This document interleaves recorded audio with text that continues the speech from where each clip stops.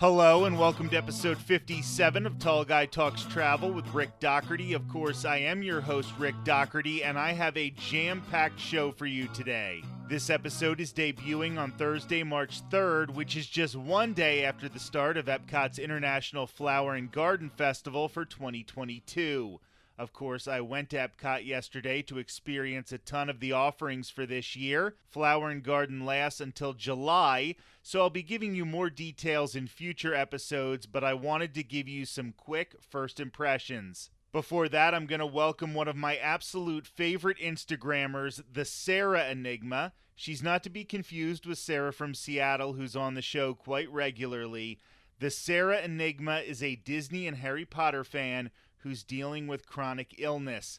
We have a great talk about her Instagram page, why she loves these theme parks, and how she tries to inspire and assist others dealing with chronic illness. As promised, at the end of the show, I'll announce the winner of our one-year anniversary prize pack.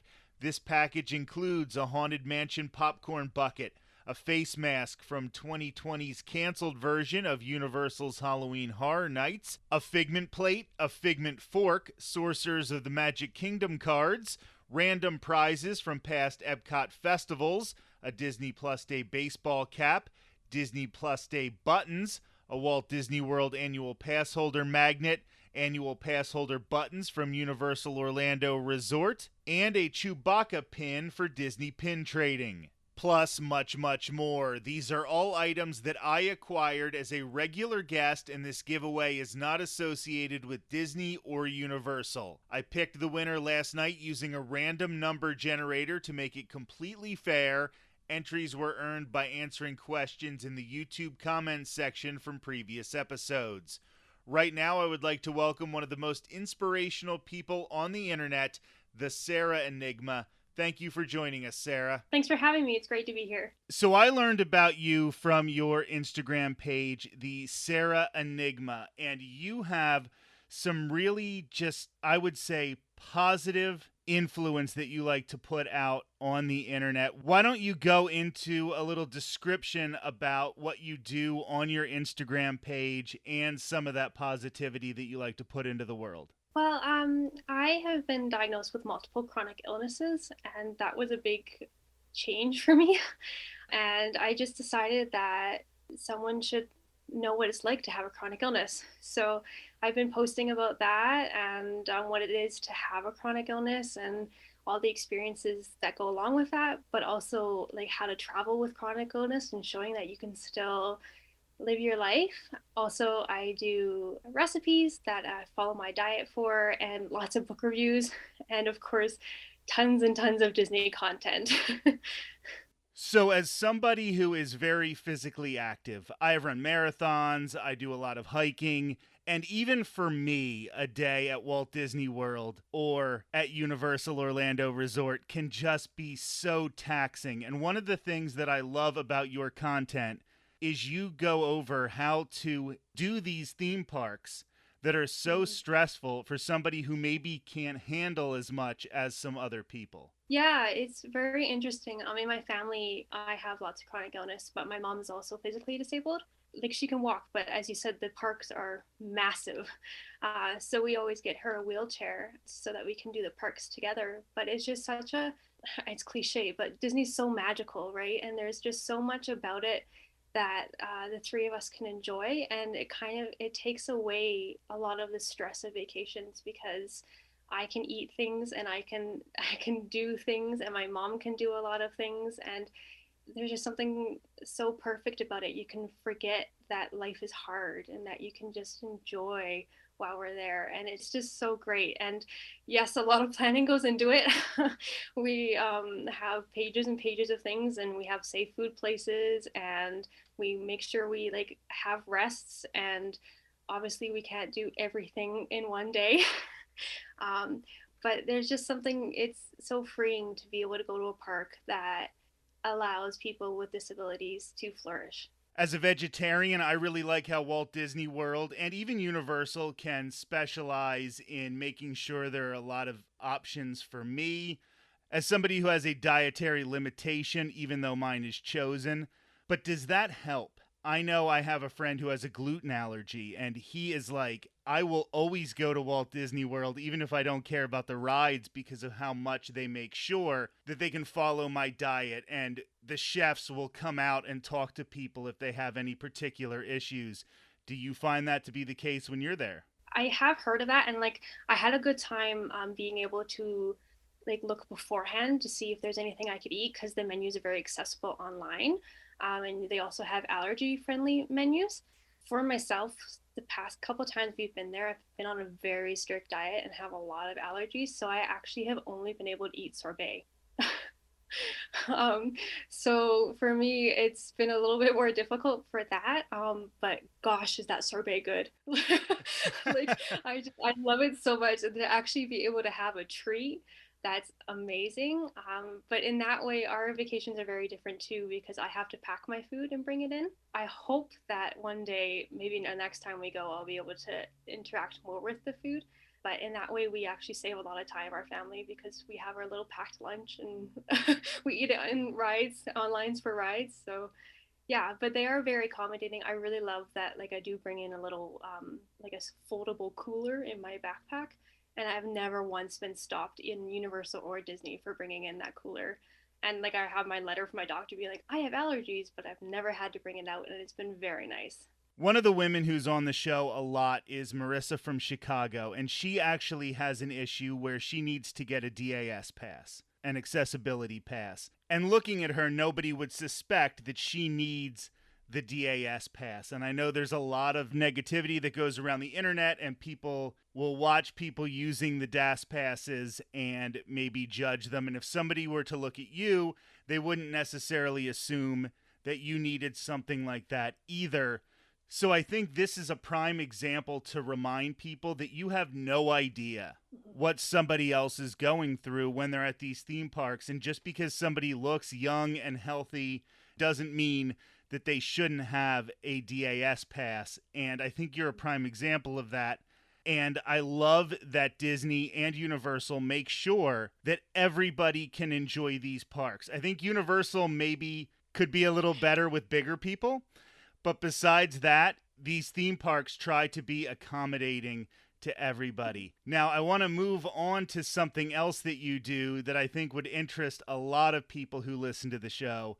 And you are a huge Disney bounder. You come up with some of the most incredible Disney bounds for your page, the Sarah Enigma on Instagram. So why don't you talk about how you got into that and what inspires you to come up with a new outfit? I don't actually remember exactly where I learned of Disney bounding. I think my sister stumbled upon Leslie Kay, who started Disney bounding, and she's like, "Hey, this will be fun." And I had just gotten my medical leave from school, so I was like, "Yeah, I can do this. This will be something fun."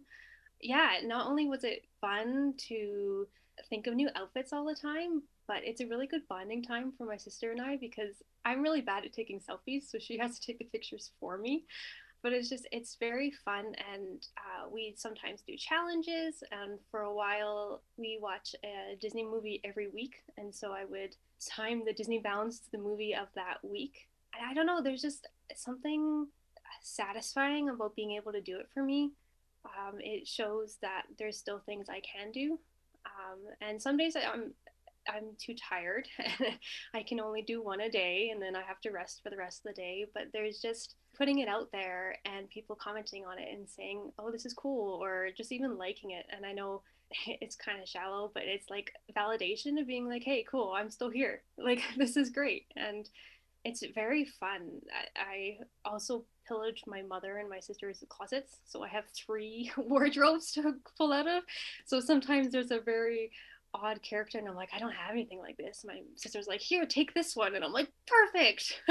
It's just something fun and creative, and it's not too taxing to be creative, which is really nice. And for somebody just because of geography who can't get to the parks as much as I'm sure you would like to be at the parks, it has to be a way to bring Disney into your life at home. And I think that's something that a lot of people, of course, I would say, listen to us here on this show. They're trying to bring Disney into their everyday life. And you have found this creative outlet for it. And I think that's really exciting. Yeah, and like you don't even have to post it anywhere if you want. Like I sometimes I go to an appointment and I'm like, oh, I'm just gonna casually Disney Mound Mickey Mouse today, and I just go off at it, and no one knows, but it's fun, right? And it's just brings a little spark of joy. It's just something to be like, yeah, I'm Disney, and this is who I am, and Disney today is gonna be awesome, and it's so much fun. And that's one of the things that really drew me to your Instagram account is that you are so positive. On the internet, it can be so negative, and you can just be bogged down with all the controversies and all the drama. But sometimes to have somebody just say, you know what, we all love this thing. We all love Disney, and let's just celebrate what we love about it without maybe nitpicking how long it's taking for them to build a new ride or something like that, because deep down, we all love these movies and these characters and these theme parks, and let's celebrate that. I don't know, Disney's captured the magic so perfectly. Like it's so universal, right? And it doesn't matter. Like I loved them growing up, the movies, and sometimes I love them even more now. Like there's just things when you're in your life that happen when you watch a Disney movie and you're like, oh, this is so profound to me. And then you're like, it doesn't matter what age I am. I don't have to be a 4 year old. I don't have to be a 10-year-old. Like I can be as old as I want and still love Disney. And I think that's what's great about the Disney bounding community as well, is that you can look and see a lot of people from all acts of life and ages, and they're still enjoying it, and we're not judging them for enjoying it, which is very nice. Sometimes people talk about the Disney adults and it gets such a bad name, and I think that you are one of those examples of somebody who shows, you know what, we're not all of these negative stereotypes that people put on us. Now, you are also a gigantic Harry Potter fan. Yes. And as somebody who likes to read as much as you like to read, and we'll get into that a little bit later, how did you get into the Harry Potter books? How did you get into the movies? And then, of course, what was it like the first time you got to experience these books and movies that you loved through the theme park lands at Universal? Well, firstly, I have to say I'm a twin, and we have very, when we were younger, very similar reading styles. And she's gonna hate me, but I'm throwing her under the bus. She read Harry Potter first and hated it when we were in like grade 4, and she's like, "Don't read it; it's terrible." And I was like, "Okay." So I never read it. So my friend was obsessed with it, and she finally got us to watch the movies when we were in high school. And then I was like, "Hang on, this is really cool." And my sister was like, "I think I might have been wrong." So then we started reading the books, and gosh, they're just so amazing. And like, disclaimer, I don't agree with all her opinions, the author. But the books, there is just something so like encompassing of them, right? And you get into this world, and it was just fantastic. So I'm a little bit different because I didn't actually get to grow up with them. All of the movies were out when I watched them all, and all the books were out, of course. So I did them in what I consider backwards order because I watched the movies first. But yeah, that's how I got into it, and I've reread them several times since.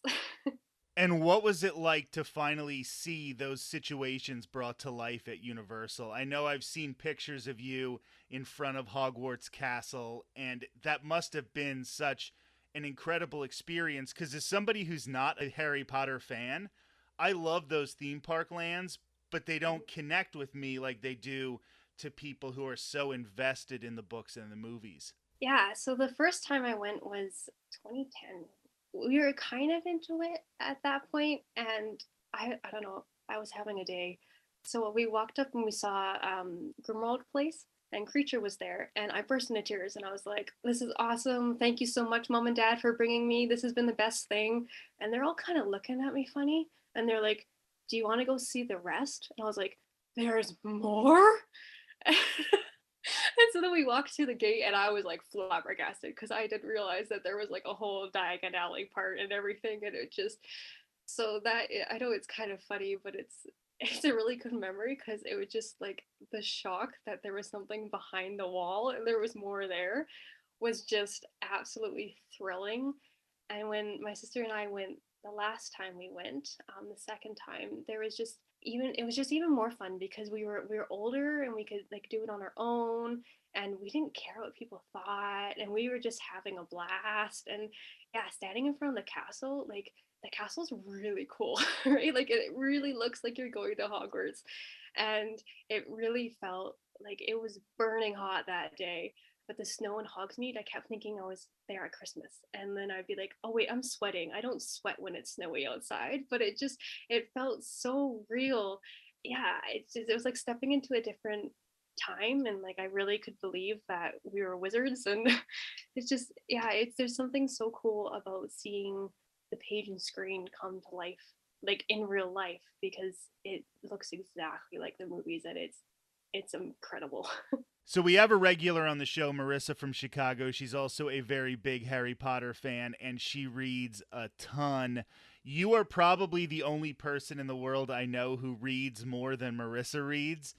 You are always giving reviews of new books that you've read. You're always making suggestions. First of all, maybe if you could talk about some books you've read recently that you would like to recommend to people. But what types of books really attract you to them? What do you like to read? If somebody is an avid reader and they want to follow you, what types of suggestions are they going to get? You're going to get a lot of World War I and World War II historical fiction, because I latched onto that in high school. We've never let go.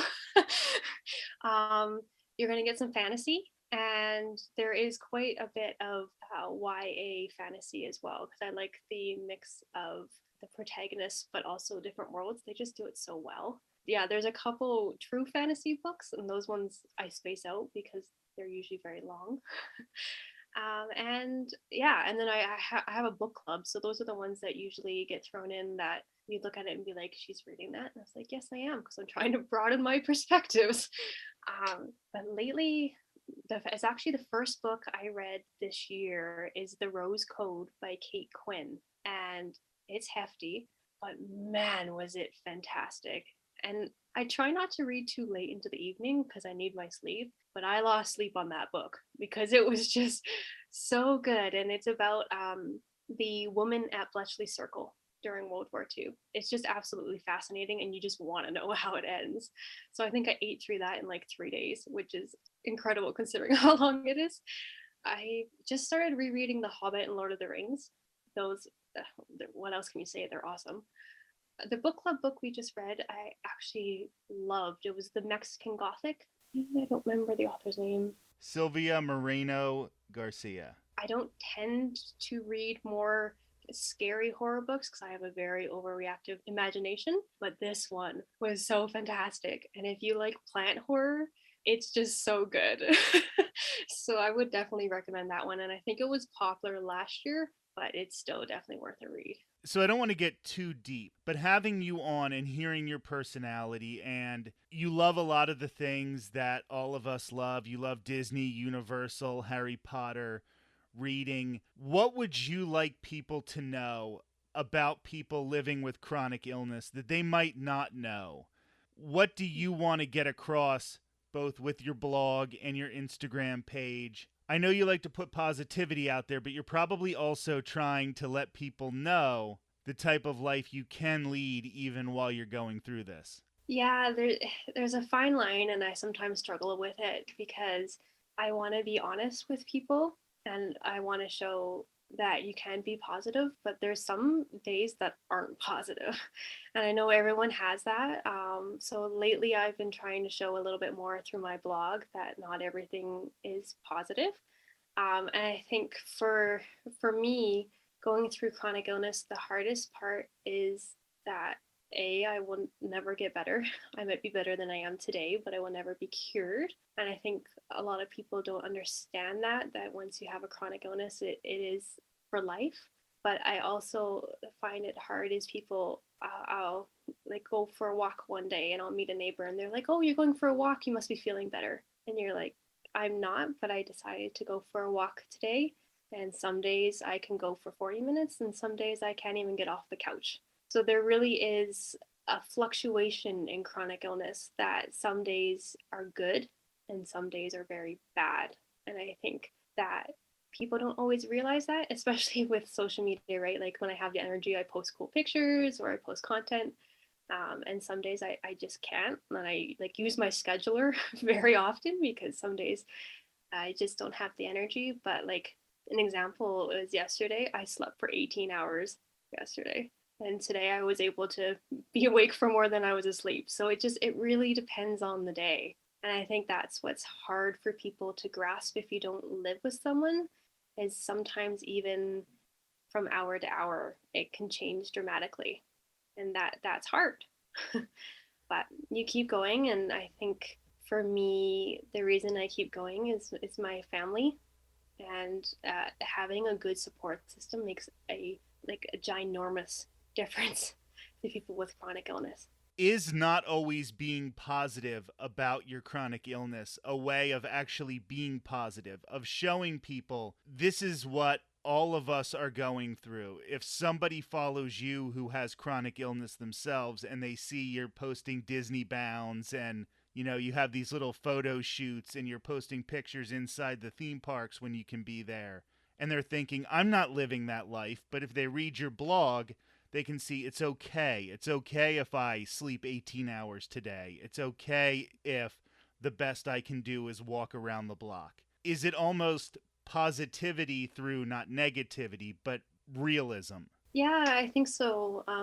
My family's had a lot of conversations about this, because it's hard even for me if I follow a chronic illness Instagrammer or influencer and they're too positive. Like there's almost a too positive, right? Where they're like, oh, this will not define me, and I'll go, even though this hurts me, I'll do this thing. And I just think sometimes that's harmful. And then for me, it feels more isolating that even people with chronic illness don't understand. So I think you're right. I think by me being not positive all the time, or showing that there is sometimes real darkness, I think does help people, because it shows them that, hey, it's okay to have real darkness and it's normal, especially with what you're all going through. And I do hope that what I post and talk about can show people that not only to normalize that there's darkness and ups and downs, but to be like, it's okay to have that. And that's what my hope with, especially my blog, will be. And yeah, Instagram, I just hope that you can also see the happy side of things as well.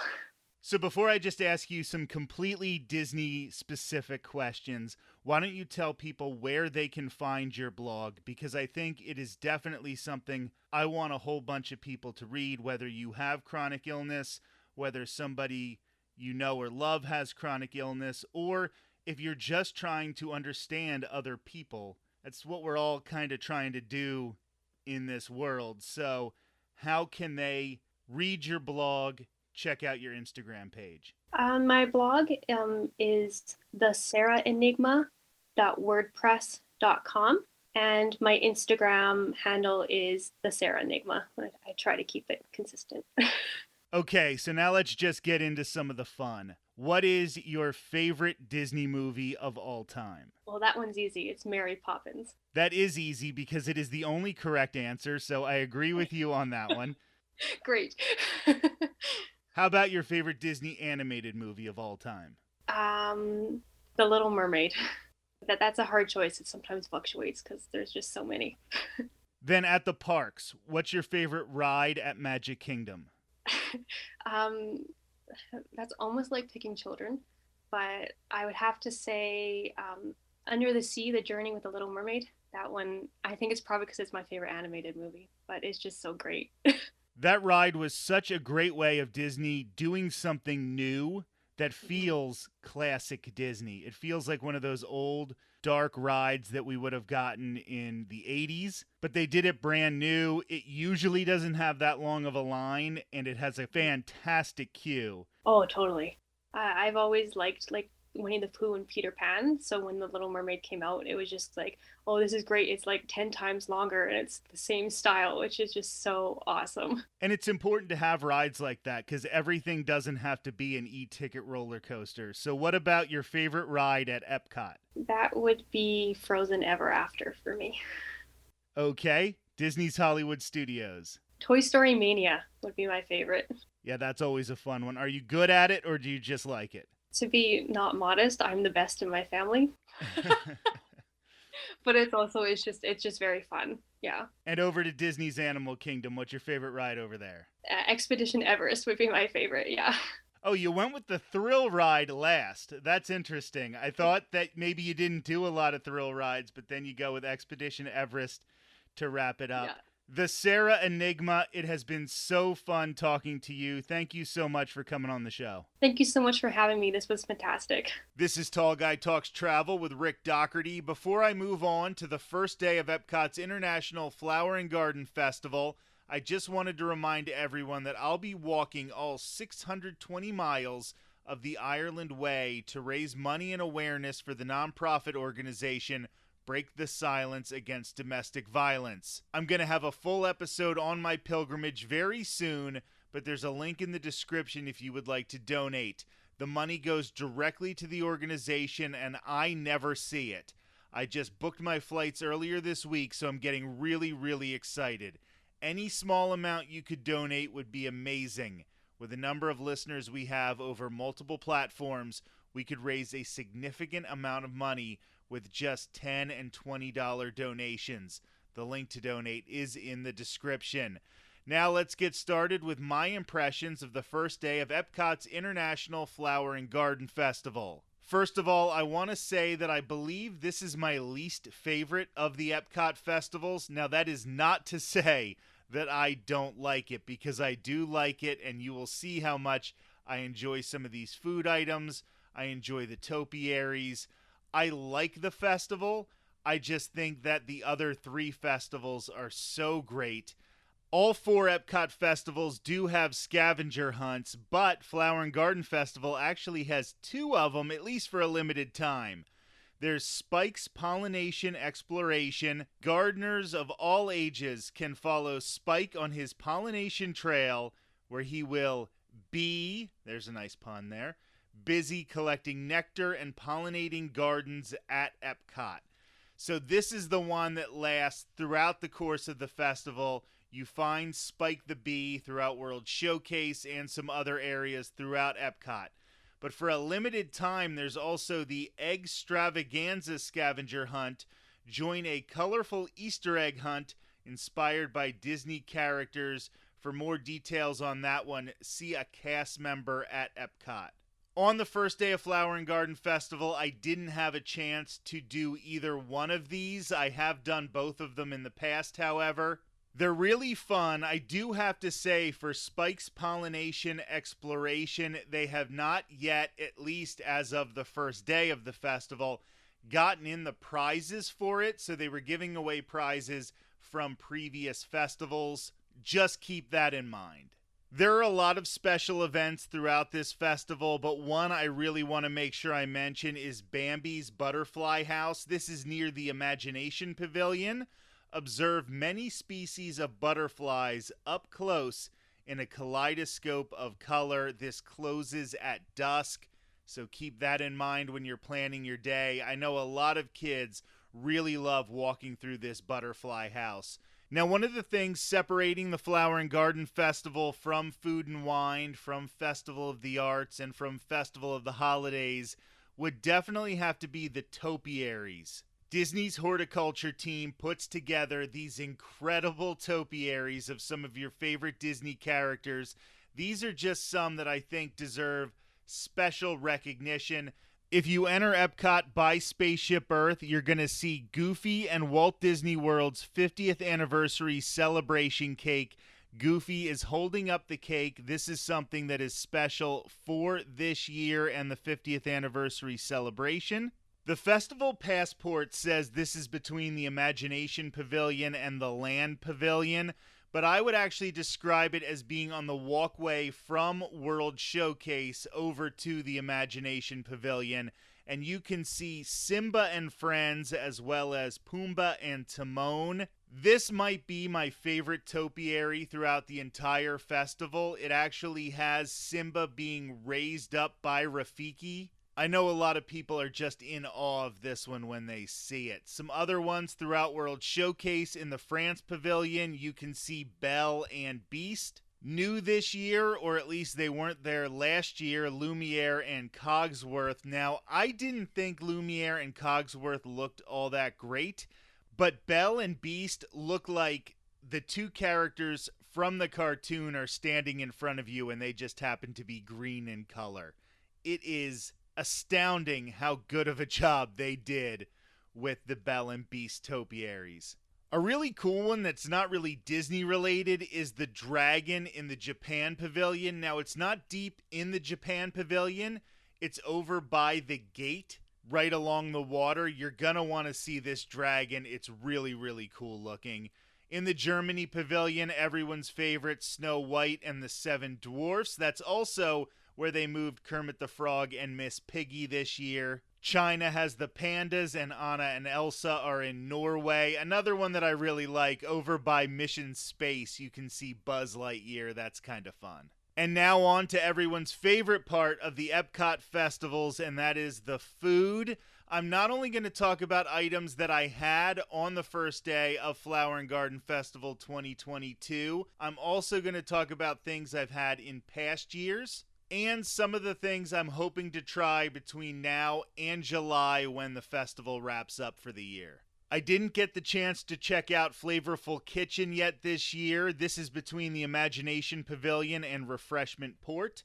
But there are two things I definitely want to try. That's the corn on the cob with savory garlic spread. That's part of the Garden Graze. I'll tell you a little bit more about that in just a few minutes. And also the beverages, a non-alcoholic beverage, the Blood Orange Agua Fresca. I love trying anything blood orange, so I'm really excited to have a drink of that. And it can get really hot when you're going around these festivals, so you need to plan some drinks in there. And not all of them can be alcoholic. If you do like to drink alcoholic drinks, that's cool, but it might be nice to just sort of refresh, hydrate, and make sure that you're prepared to make it all the way around World Showcase. I know at some point soon my wife Courtney will be on to talk about a lot of the items at the Honey Bistro near Port of Entry. That booth is definitely one of her favorites. Also near Port of Entry, there's the Citrus Blossom booth. And here I want to talk about the Orange Lemon Smoothie. Now, I didn't get it on the first day of the festival, but my friend Danielle, she brought her daughter. And her daughter did get this because it comes in a souvenir Orange Bird sipper cup. And the big review I got from her about the drink itself is that it was very, very creamy. That it was almost a really high quality version of like an Orange Julius drink. I know a lot of you are going to want that Orange Bird sipper cup, but I think you're going to also enjoy the drink if you do pick it up at the Citrus Blossom booth. Now for an item that I've tried 2 years in a row. This is at Refreshment Port near the Canada Pavilion. The house-made Italian sausage and peppers poutine. This is a completely vegan, plant-based poutine. So with this dish, Disney definitely pulls off something that they do a lot with these plant-based vegan options, and that is they make it really, really spicy, so they kind of hide the flavor of the plant-based sausage, but I don't care. It is really, really good. The fries are crispy except for where the vegan cheese and the vegan plant-based sausage make it a little bit soggy, but this is a real quality hefty item to get when you're walking around World Showcase. The only thing I'll say about it is it has a pretty steep $9 price tag. Besides that, this is one of my favorite items at the festival. There's 2 items at the Fleur de Lis booth in the France Pavilion that I want to try, but I'm not even going to bother trying to pronounce them if I haven't eaten them yet. Then there's La Isla Fresca, which is between the France and Moroccan pavilions. I want to try the coconut tres leches, vanilla cake soaked in oat milk, almond milk, and coconut milk with toasted coconut. This is another completely plant-based option and another item on the Garden Graze menu. Now we're going to head all the way around to Bauer Market, the farmer's market near the Germany Pavilion. I got 2 items here. The potato pancakes with house-made applesauce. This is a vegan option on the Garden Graze. And the warm cheese strudel with mixed berries. So every year I think this about the potato pancakes. I think I just want to get the potato pancakes without the applesauce because I know I'm going to like the pancakes, but there's just something about the applesauce mixing with them that I just don't really get behind. But then I go through the line and I'm like, you know what? I should eat it the way the chefs intended it. I don't like the way the applesauce and the potato pancakes mix together. You might like that a lot, but I will say all of the ingredients are quality. You can tell it's fresh made applesauce, and the potato pancakes are off the charts good. As for the warm cheese strudel with mixed berries, the berries tasted very fresh. You couldn't really taste the cheese on the inside. It was just something to sort of bring out the flavor of those berries. It was very fresh. The croissant itself was crispy and flaky. It was a pretty good dessert. On to Jardín de Fiestas near the Mexico Pavilion. I got the tostada de chorizo, the plant-based chorizo and black beans on a crispy corn tortilla with avocado mousse and queso fresco. This has that plant-based chorizo, so not only for somebody like myself who is a vegetarian, but the opening day of the festival was Ash Wednesday. A lot of this festival is going on through Lent, so there are Fridays in Lent, and a lot of Catholics can't have meat on Fridays in Lent. This is a really, really good option for anybody who, for whatever reason, can't have meat that day. I loved the flavor of this. The only problem I have is that it was almost $8, and it was a pretty small portion. Just something to keep in mind as you're trying to decide which of these items you want to try. This one maybe wasn't worth the price, even though I did enjoy the food itself. And over to my personal favorite booth, the Trowel and Trellis, hosted by Impossible. This is near Disney Traders, and this is 100% plant-based. Everything at this booth is vegan. So I tried all 4 of the food items at this booth. The grilled baby vegetables with hummus cream and red pepper coulis. What I'll say about this dish is Disney definitely lets you taste the vegetables in this. I talked about that plant-based poutine a little earlier and how sometimes Disney tries to hide the flavor of their vegan options with a lot of spice. They are not doing that here. You definitely taste the flavors of the vegetables, and I really, really enjoyed that. To do that, everything has to be really fresh. It has to be seasoned well, cooked well. For such a simple dish, the grilled baby vegetables is really quality. I got the Impossible sausage and kale soup. Now this soup is an example of Disney making things really, really spicy. However, it had like a pesto flavor to go along with the spice. That was really good. There were potatoes in it. I liked it. I was just very easily able to tell the tricks that they were trying to do to confuse your taste buds. Then the boneless Impossible Korean short rib with cilantro lime rice, damuji slaw, and kimchi mayonnaise. I had this item last year and I remember thinking it was okay. This year they really stepped up the game, and I'm not 100% sure how, because it seems like it's all of the same ingredients, but some of the sauce from these plant-based short ribs got onto the rice, and I just had the rice with a little bit of the sauce, and it still tasted good. So it was definitely not the Impossible meat itself carrying all the load here. A lot of the seasoning and a lot of the sauces were really quality. I love the damuji slaw. Last year it was a big hit for me. This year it was a big hit for me. And then finally the chocolate cake with whipped cassis mousse, raspberry gelato, and fresh raspberries. The raspberry gelato was really good. You couldn't tell that it was plant-based. I will say that the cake itself wasn't that moist. I needed to let the gelato melt a little bit and then dip the cake in the gelato. But that's nitpicking. I got all 4 of these food items from the Trowel and Trellis, and it cost me $21.50 for 4 different food items that were all very filling. I would say that is pretty good for Disney prices. Then over near Test Track, Epcot's Sunshine Griddle, I got the avocado toast with marinated toy box tomatoes on toasted ciabatta. This is the second year in a row I've had this one, and it was really good last year. It's really good this year. It's avocado toast. You can't really go wrong with that, right? And I also got the fried cinnamon roll bites with cream cheese frosting and candied bacon. I, of course, asked for them not to have the bacon on it.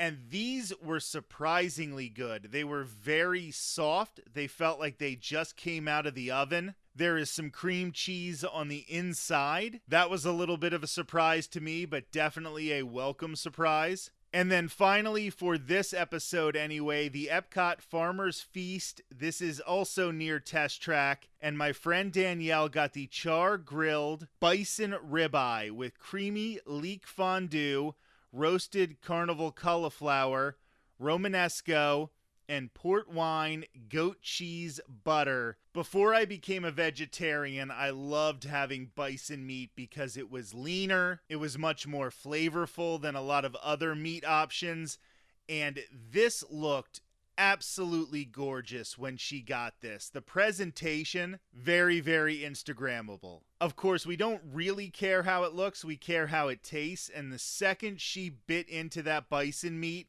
you could just see her eyes just kind of light up because it was that good. Now, the menu at Epcot's Farmer's Feast does change throughout the festival, so you can only get the char-grilled bison ribeye through April 9th, and then the menu is going to change starting April 10th, and then again on May 22nd. So just keep that in mind for Epcot's Farmer's Feast near Test Track.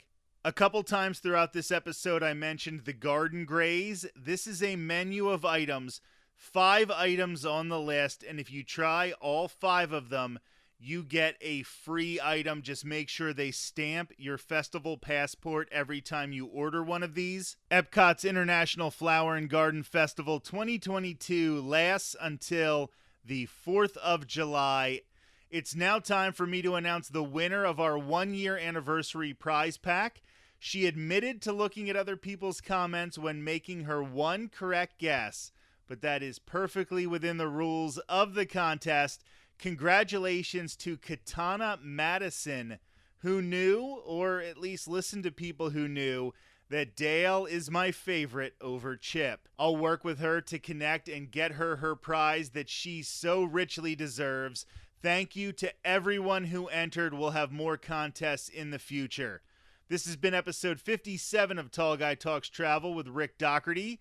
I want to thank the Sarah Enigma for joining me and for being such an inspiration on Instagram. In next week's episode, Sarah from Seattle and Marissa from Chicago will both be joining me as we look back on the closures to the Walt Disney World and Disneyland parks almost 2 years after the event. Not only will we talk about what was happening leading up to the closures, but we'll be discussing some of the changes to the park since then and how we feel about them. That will be next Thursday on Tall Guy Talks Travel with Rick Doherty. Until then, have a great week.